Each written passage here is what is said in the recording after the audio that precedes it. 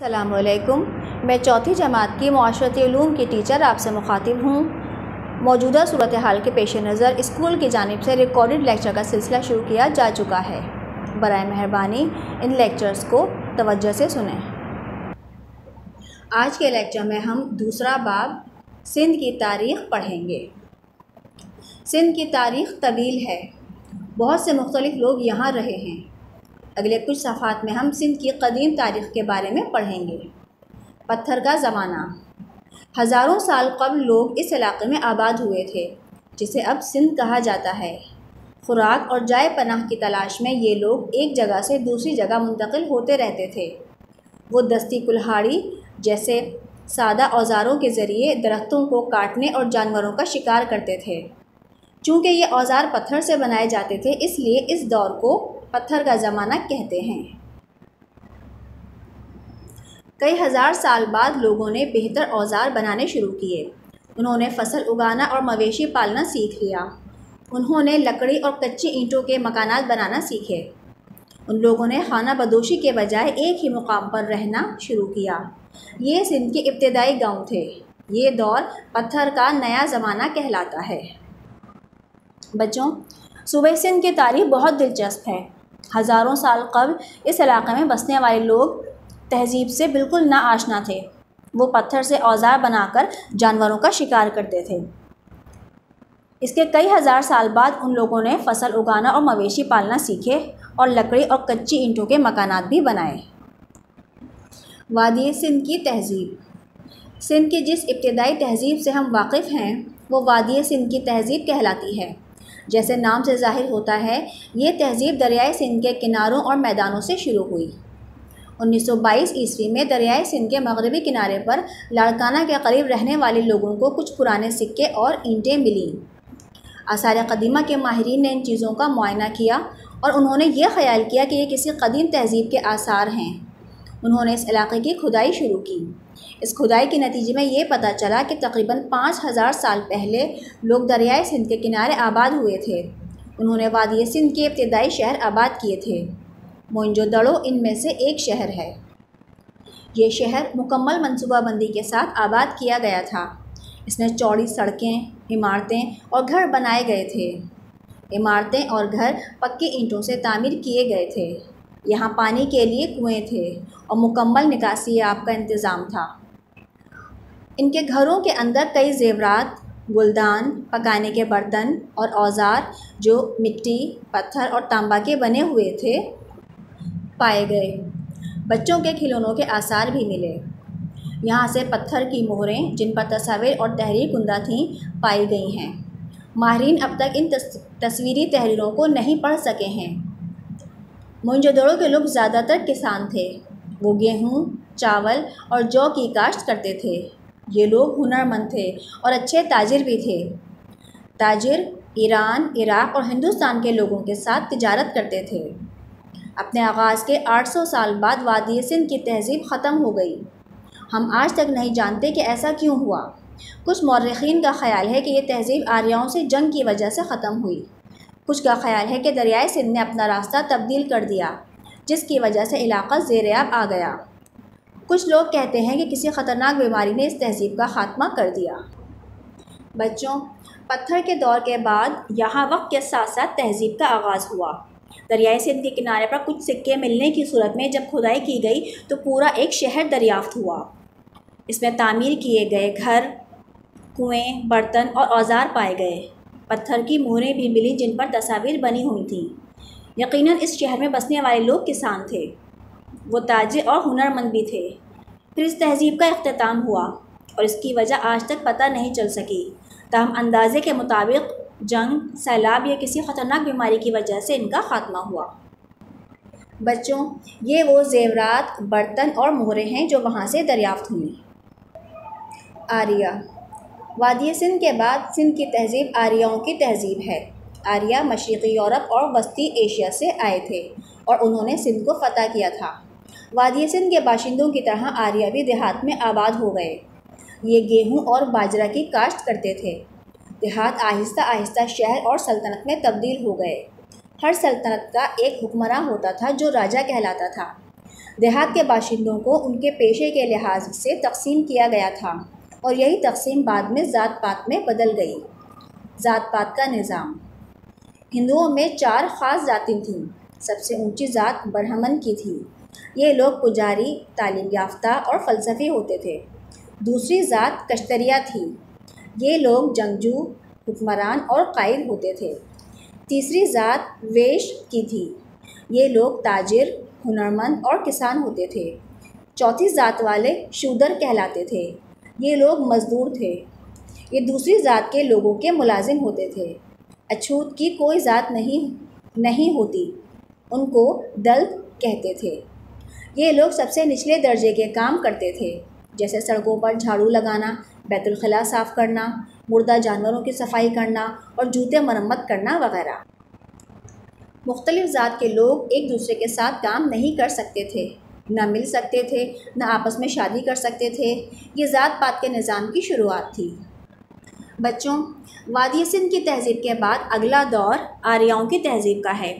یہ لوگ سندھ کو فتح کرنے کے بعد یہاں کے باشندوں کے ساتھ دیہات میں آباد ہو گئے اور آہستہ آہستہ شہر میں تبدیل ہو گئے۔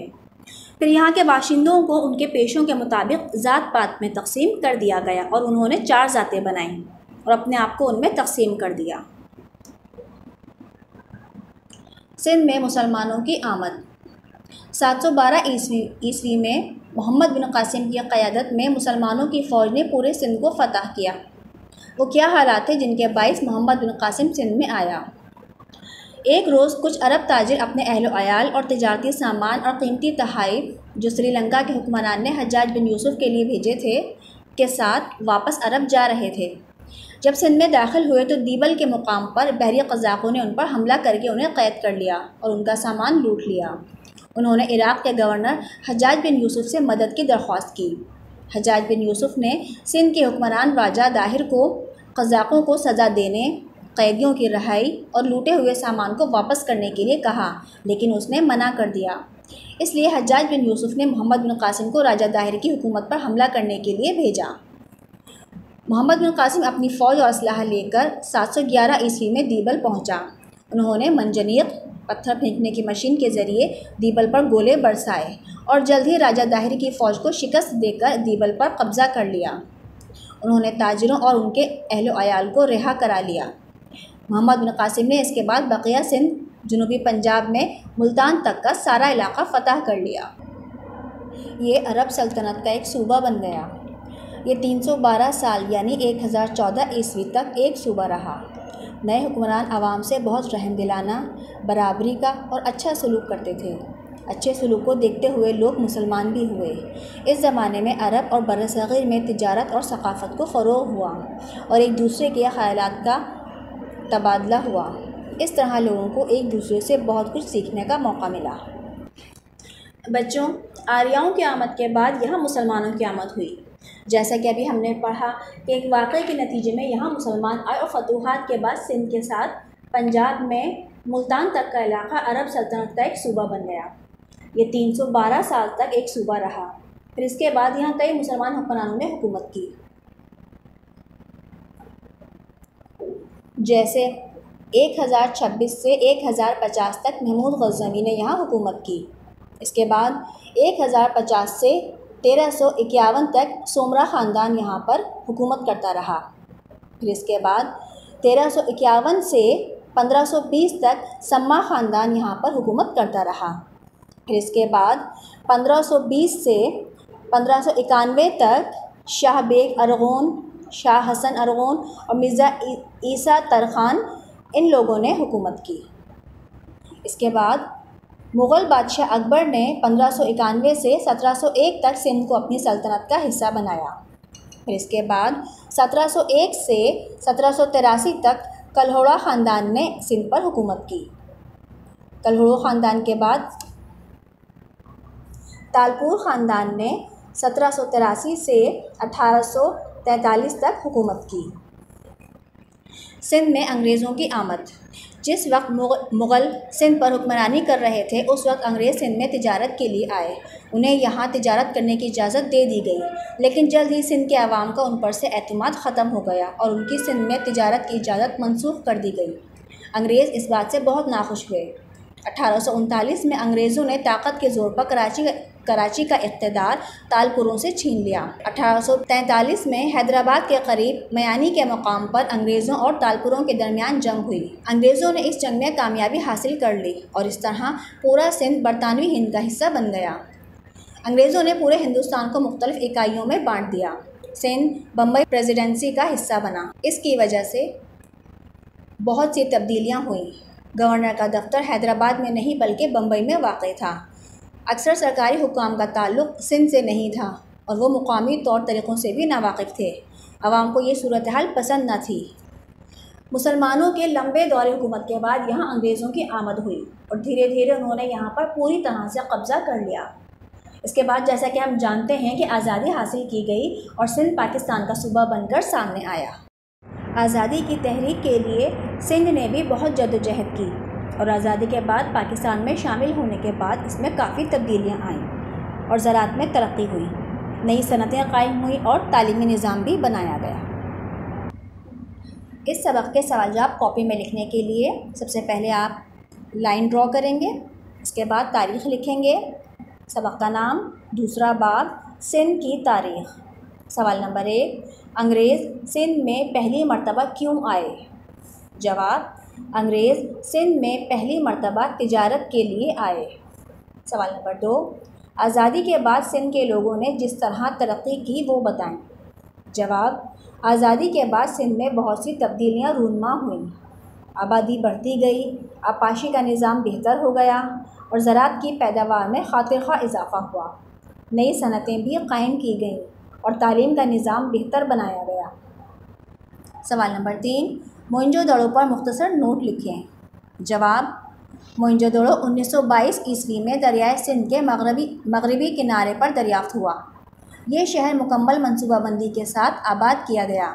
یہاں چوڑی سڑکیں، عمارتیں، پانی کے لیے کنویں اور مکمل نکاسی آب کا انتظام تھا۔ یہاں کئی زیورات، گلدان، برتن، اوزار، کھلونے پائے گئے۔ اپنے آغاز کے 800 سال بعد یہ تہذیب ختم ہو گئی۔ اگلا کام ہے خالی جگہ پر کیجیے۔ نمبر 1، محمود غزنوی نے سندھ کو ڈیش میں فتح کیا۔ جواب ہے 1026 عیسوی میں۔ نمبر 2، کلہوڑوں نے ڈیش سے ڈیش تک سندھ پر حکومت کی۔ جواب ہے 1701 سے 1783 تک۔ نمبر 3، 1591 عیسوی میں سندھ کو ڈیش نے فتح کیا اور جواب ہے مغل اکبر بادشاہ۔ نمبر 4، تالپوروں نے ڈیش سے سندھ کا اقتدار سنبھالا اور صحیح جواب ہے کلہوڑوں۔ نمبر 5، سما خاندان نے ڈیش سے ڈیش تک سندھ پر حکومت کی اور جواب ہے 1351 سے 1520 تک۔ اگلا کام ہے درست جواب منتخب کیجیے۔ نمبر 1، ڈیش میں دریائے سندھ کے کنارے پر لوگوں کو کچھ پرانے سکے اور اینٹیں ملیں۔